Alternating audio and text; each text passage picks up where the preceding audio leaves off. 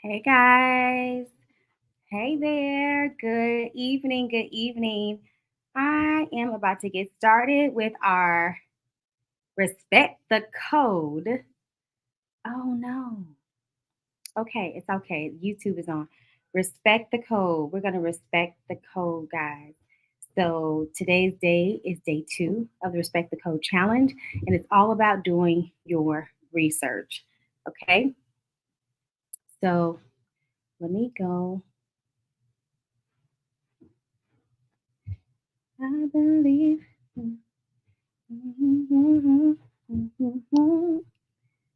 To live a bountiful life.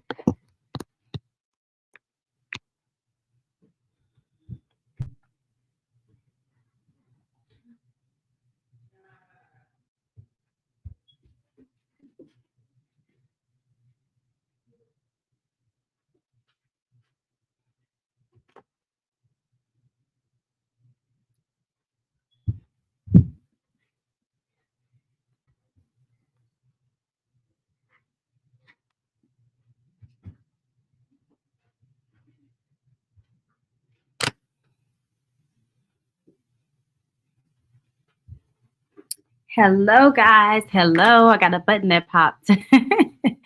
Hey, guys. How are you? Welcome in. Welcome in. I am excited. We are on day 2, and I have been seeing the traction in our Respect the Code challenge portal. Okay. We got a whole Respect the Code challenge portal going on. And so I have seen the traction in the Respect the Code challenge portal. Thank you guys for interacting and just really completing those tasks because we know what happens at the end. You get a prize. Hey, Nikki. Hey, girl. We know what happens at the end. You get a prize for just simply participating and completing those tasks, right? And so we got 10 days to do this and to make sure that we are just aligned. Hey Keisha, how you doing? And so just to make sure that we are doing what we're supposed to do with respecting the code. Okay, so I don't know if you guys had a chance to come to our broadcast yesterday, Respect the Code challenge day 1. We were talking about how I got into corporate America without a college degree, how I quickly made 6 figures after within 3 months of knowing my worth and really just going above and beyond. We talked about some of those attributes, what it looks like to go above and beyond. And we talked about some of the things that you guys would be doing. So I want to know if anyone can share, YouTube, wherever you are, share what are some things that you did or said that you would like to implement. I told you that there's some things that you can implement, like perhaps you can say, you know what, I'm always late to work, or I'm always right on time, like 9 o'clock. I get to my desk at 9:05, or perhaps it's, I like to dibble dab in a little office gossip every now and again. Whatever your thing is, a habit that could be hindering you from going to that next level in your career, I want us to lay it on the line. I want you to start to think about those things because that's what's going to help you remove and improve. Okay. Once you remove those things, whatever that is, you're going to improve. It could be you always saying no. I had a colleague. I had a colleague, and he was new into. Well, he was actually first generation like me. He was first generation corporate professional. So no one in his family was in corporate America. His family came. He came from like a blue collar family, custodial family, people who, excuse me, people who had backgrounds like white collar, blue collar backgrounds, right? So he came from this blue collar background, and if you know about blue collar, it's you work hard, you do what you're supposed to do, you clock in, you clock out. You do your whatever your goal, your metric is for the day.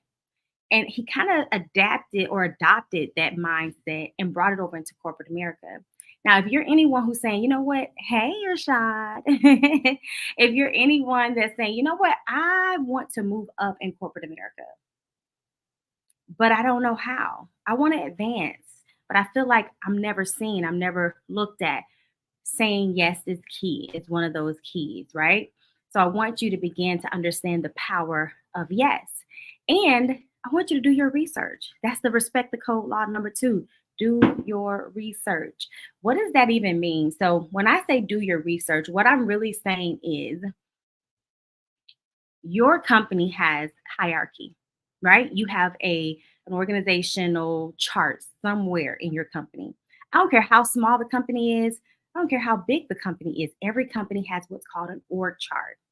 You want to find out the types of positions that are above you. Okay. Why do you want to find out? Because those are the places that hopefully, if you do things right, you'll be moving up into those places. And so, doing your research means knowing who is currently in that position, knowing who's about to leave, knowing um, knowing who's over your entire division, your department, right? That's the research part. There were people that I didn't even know because I didn't see them a lot, and just I didn't understand their position. Okay. And I'm gonna leave that light alone. I tried the light one more time, but it's really fugazi. Um, Zoe, pass me that light for me. No, okay, that light will work. No, I'm not doing this light anymore. I'm gonna turn this one off so I don't even have to get that distraction. We won't do that tonight. Hey guys, hey. So we're just gonna leave it be just like this. We're gonna have a real cool vibe. Yeah, exactly. It still looks good. So where was I? Okay, so this is when you're in corporate America, right? Even before you get the job, you want to do your research. You want to know every single person in that company. I don't want to mess with it. Every single person in that company that's in your division, that's responsible for hiring in your division, that's responsible for your boss's boss, his boss. You want to know that whole line. Why? Because that's how you go up. And it's called really sponsorship. So, sponsorship is this because I know a lot of companies talk about mentorship, and mentorship is amazing. Mentorship helps you with certain skills. If it weren't for certain mentors that I had in my life, I would not be sure. I would not be where I am today. So, mentorship helps, but sponsorship. Does anybody know what sponsorship is? Thank you. So, sponsorship is a little bit different than mentorship because sponsorship, okay, let me go to mentorship. Mentorship is like every mentor is not a sponsor, okay? So every mentor is not a sponsor. So a mentor will come into your life and kind of help you, empower you, help you believe more in yourself, help you even critique you, to share with you, ooh, you did this, you may want to do that. You're strong here, but here's some blind spots that I want to share with you. So your mentor helps you with the blind spots, the strengths, helps you with advancing in your skill set and really just kind of owning your position, like owning who you are, because you've seen someone else that's currently in that position. Typically, that's what a mentor is. A mentor is someone who's in the position that you want to be in. Hopefully, that's how you guys are doing mentorship. I don't know, but that's how it's supposed to be. So that's mentorship. But what I learned early on, number one, every boss that you have, every manager that you have, and this was a hard lesson for me. Every manager, every boss, every leader that you have is not your mentor. Just let's just marinate on that. Every boss that you have is not your mentor.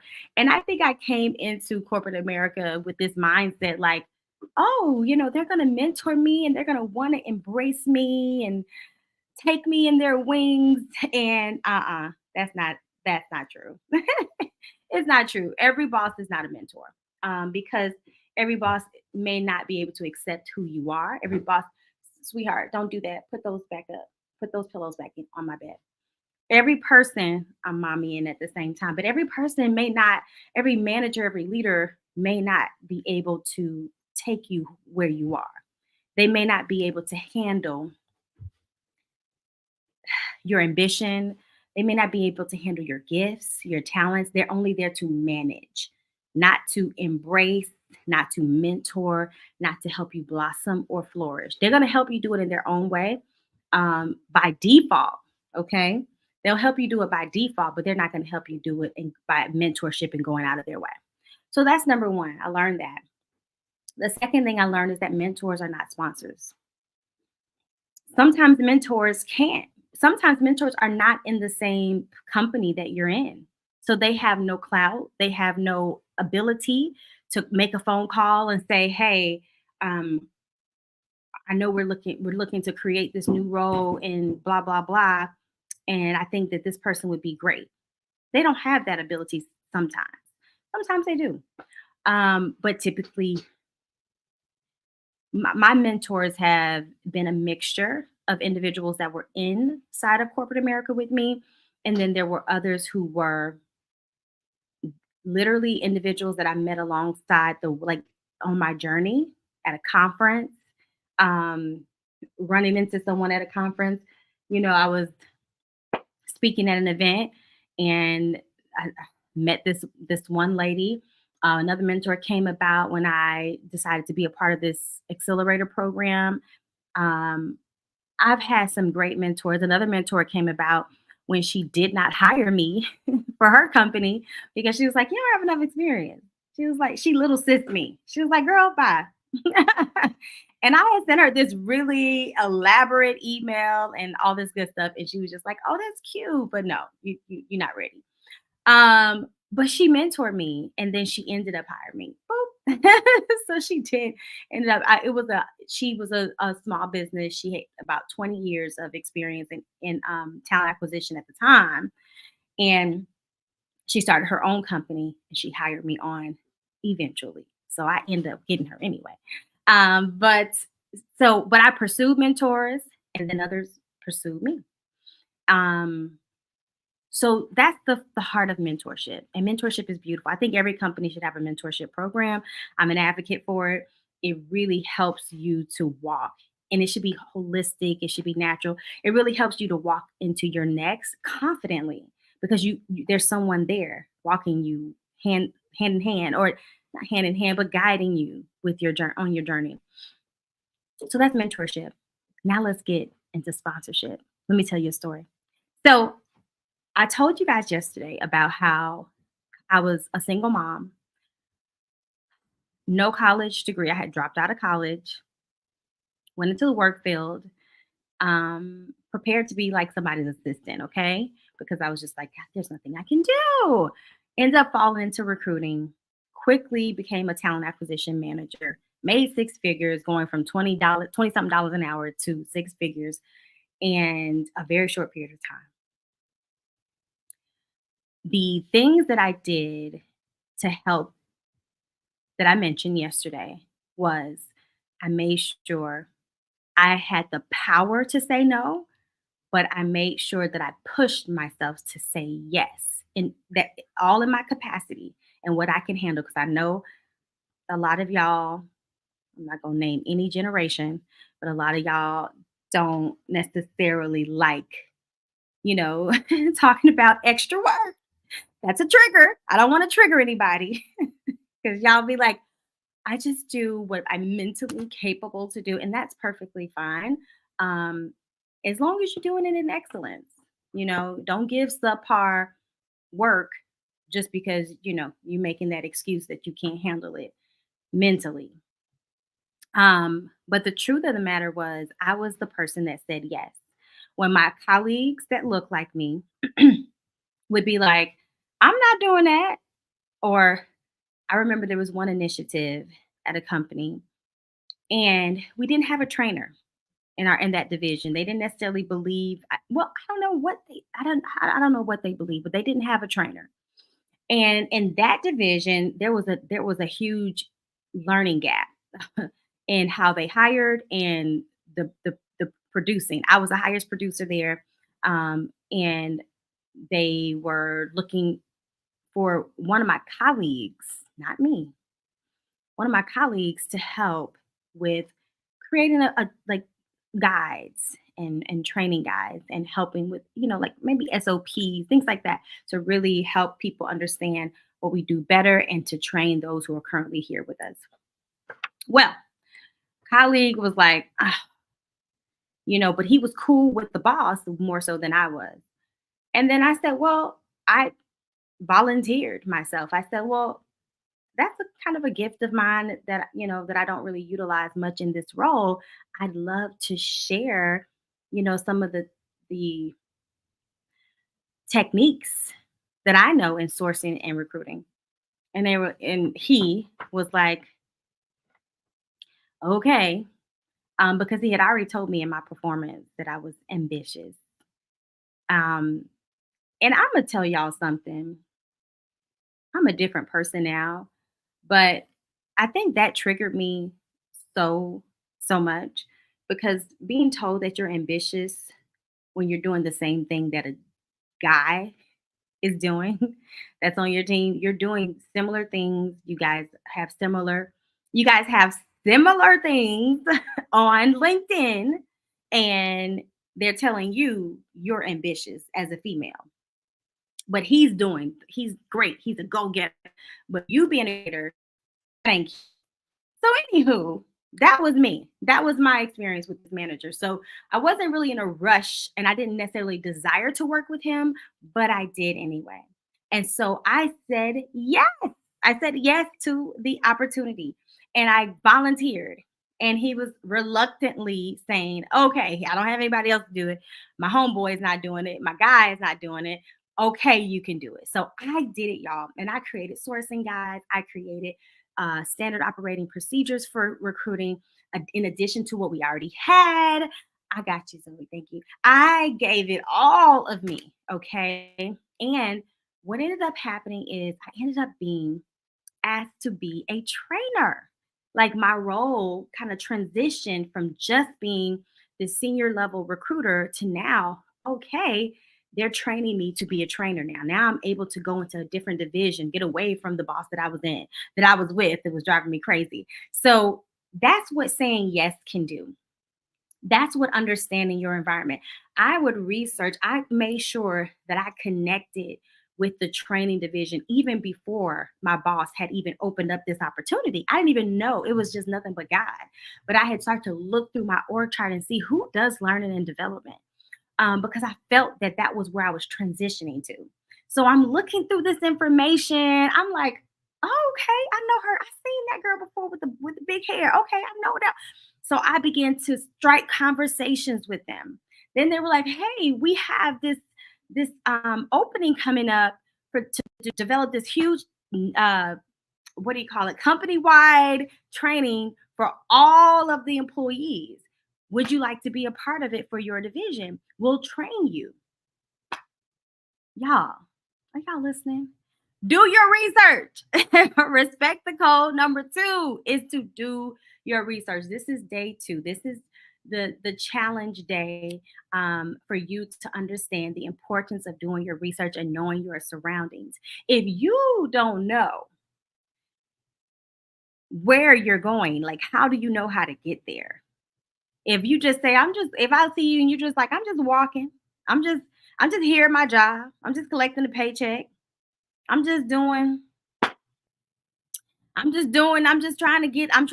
survive. I'm just trying to survive. If that's your mindset, you will never go anywhere. You'll just keep going in these little cycles and these circles, and you'll hate your job and you'll resent it, and it'll show that you hate your job. It'll show that you resent your job. It'll show that you're just getting a paycheck. And even if you produce okay, if you produce well, if you don't have a vision of where you're going, how do you know how to get there? So with that vision, that's what you do with the intel that you gain from your research. Okay, that's why research is imperative. That's why, even before you get the position, some of you are saying yes to jobs that you really shouldn't have said yes to. Y'all, this is a season where you can close on a lot of jobs. A lot of companies, can I just give y'all a little secret? A lot of companies are hiring based on skills, not so much as like the experience. So, for example, let's say that you're an entrepreneur right now and you're thinking, I want to go to corporate America. Like I want to get a job for a season. It could be something could be going on with your business and it's slow. Hey, it happens. I've been there, done that. I got the t-shirt, the mug, and the coffee dish. Okay. And the coffee little mug. So you could be that person. And you're thinking to yourself, but I've been out of work. I've just, this, that, and the third. If you position yourself, if you do your research and you understand what that company is really looking for, and it's probably aligned with some of the skills that you had to implement as an entrepreneur, you can create a resume that speaks to that thing. So that's how important research is. Research is not just, um, some people, oh, did this? I don't think this did really. I'm sorry, y'all. But some people don't understand the power of research. They just want to apply and apply and apply. And if somebody respond, that's wonderful.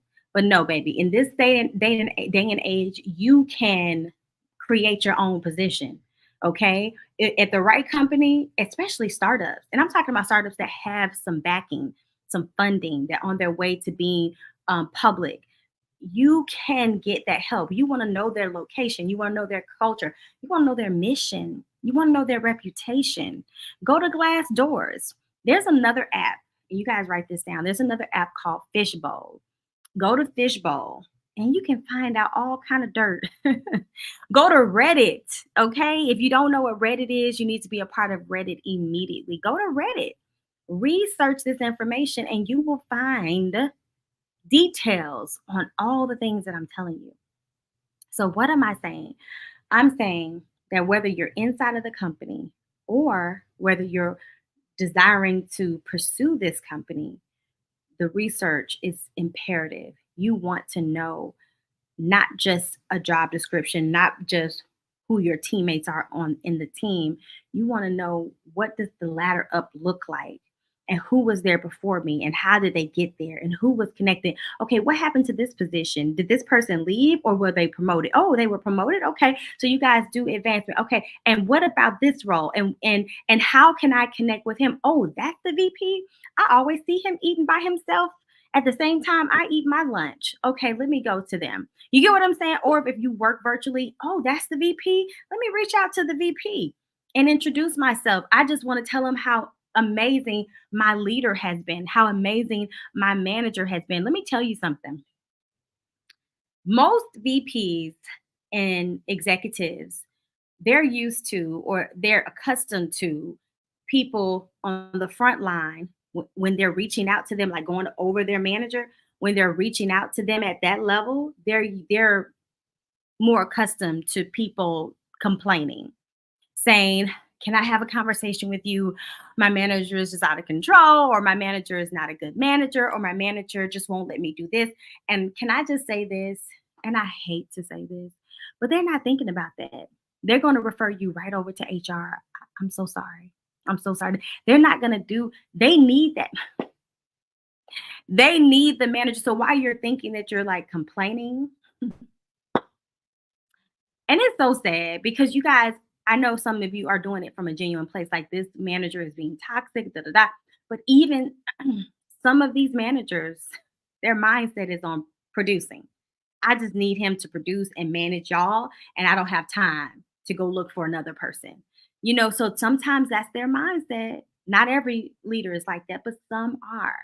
So they're so used to complaints, they route you right over to HR. And sometimes HR does something and sometimes they don't. Here's how you change the narrative. You find something that you like about your boss and you say something about that boss to your leader. Ever thought about that? I I'm sure not. I'm sure that's not a normal thing that happens, but it's something that should happen. You know, Instead of complaining about your boss, figure out something that there has to be something that you like. Something that you like about this boss, and you share it. Now you've created a rapport of positive feedback. Now they see that you have leadership potential, right? It's all of these things that happen in the mind of a leader when they get that type of feedback versus always complaining. Now, if it's something that the manager is doing that is absolutely positively toxic and you feel threatened, you feel assaulted, etc., you go straight to the EEOC as well as the HR. So I'm not saying to not say anything. What I'm saying is choose your words carefully, choose your battles carefully, because everything's not a battle. Oh, my teacher, excuse me. Oh, I said teacher. My manager never lets me do XYZ. Every time I ask for this, they never allow me to do that. Okay. How can you work that out with your manager? It's not something to go over his head about. It's something that's a courageous conversation. That's what we like to call it. But that's a courageous conversation that needs to happen between you and your manager. To just say, "Hey, I really love working for you. I think there's so many great things about blah blah blah. But here's something I've been noticing. Every time I do XYZ, I am not getting the the response that I see sometimes you give others. And I know that you're a fair person. You get what I'm saying? It's all in how you position that thing. So, anywho, do your research. Okay, do your research. Do your research on all of the things that I mentioned, on the person who you're working with, his boss, on his boss's boss, and do your research before you even say yes to the offer, because you may find yourself leaving one frying pan and going to a skillet. Okay, you may find yourself in a position where you are not where you're. I want you to ask yourself this: what, on a scale from 1 to 10, okay, and this is like, I really want you to do this. So on a scale from 1 to 10, how do I feel about my current position? On a scale from 1 to 10, how do I feel about my current position?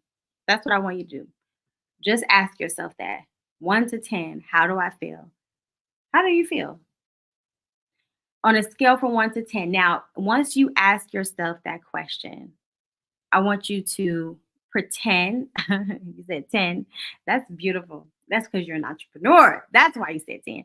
No, so whatever your answer is, I want you to think about this. If I had a magic wand, or just a wand, we're not gonna say magic, because my daughter say we don't do magic in this house. If I could amazingly, blessingly create a perfect role at that same company, what could make that company a 10? Like, what are some things that I could do if I had the power to just do it with the snap of a finger? What could I do to make your company a 10? Think about that. If you say, "Oh, I want to work remotely," and there's a huge policy against remote, do you know that policies have been changed? When I came to one of my previous positions, I came in as a senior talent acquisition, no, a senior technical recruiter. This was before I got transitioned out of that role. But when I first came in, they didn't have the work from home policy. But I had to propose that. I had to make that a part of my proposal. You understand what I'm saying?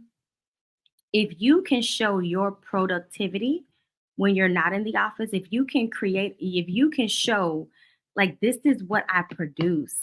This is and this is what happened pre-COVID. This is what happened during COVID. And now this is what happened post-COVID. Post-COVID, every 5 minutes, somebody's knocking at my door. I can't get any work done. I'm not producing like I used to.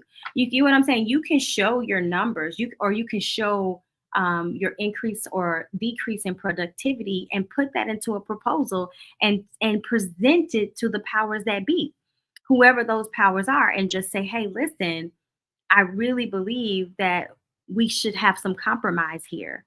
I'd love to have some compromise on how we do XYZ.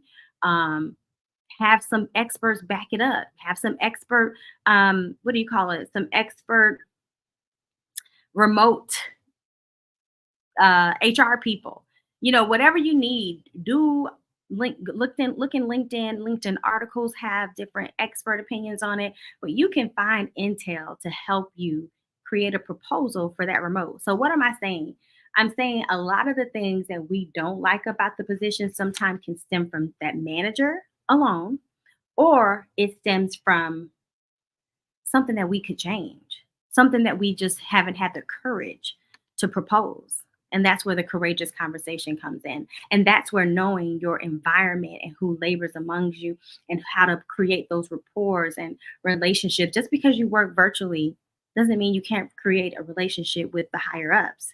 You can't reach out and say, hey, I've been in this company for such and such years. And I have to say, this has been one of the best experiences, blah, blah, blah, and da, da, da. I just have I would like to know if there was something about this company that you had a challenge with, how would you go about doing it? That's how you get them. You say, hey, so you've never had a challenge with this company. You talk to the leaders in a way that is relatable and personable. Hey, you've never had a challenge. And what did you do when you had that challenge? Get guidance from them on how to approach them.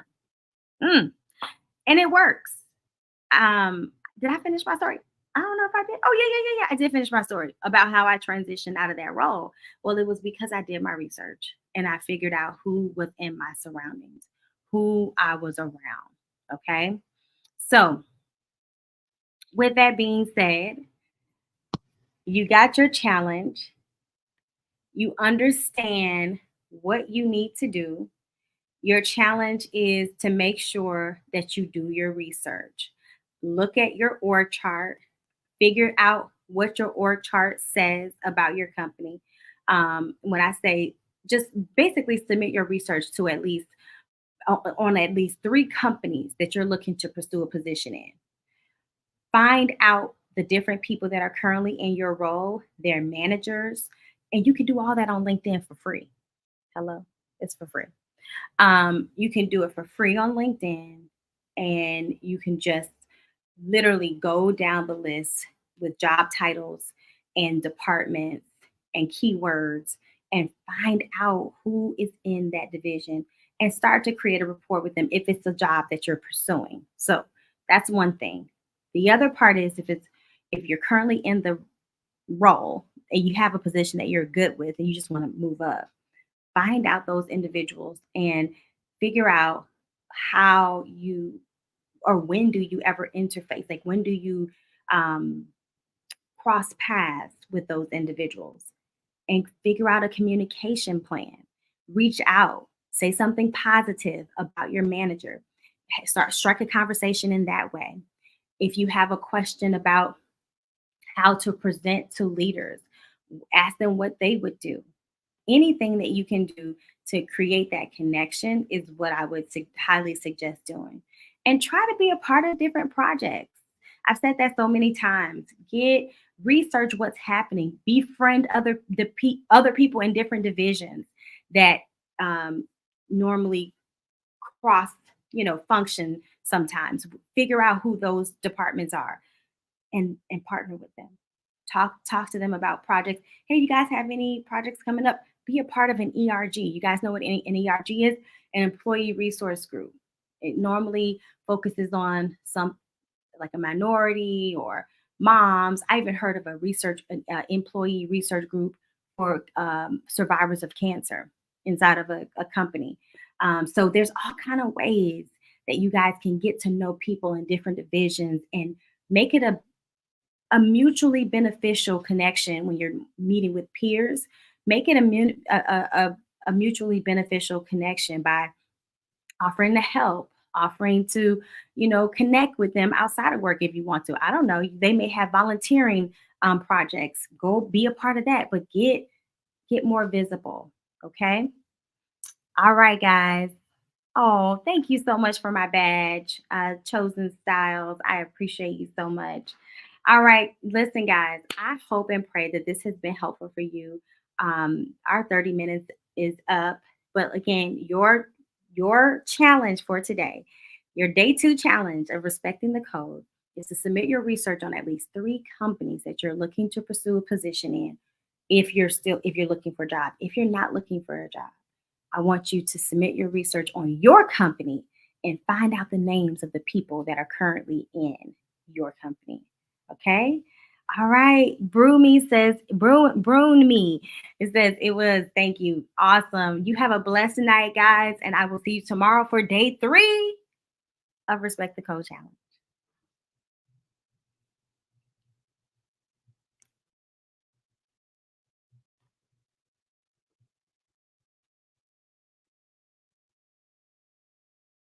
Mommy. OMG. You got it going on. Hey, you got it going.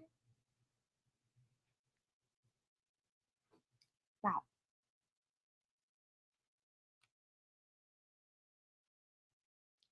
Okay, I gotta do this one by myself. Wait, no, this is one picture.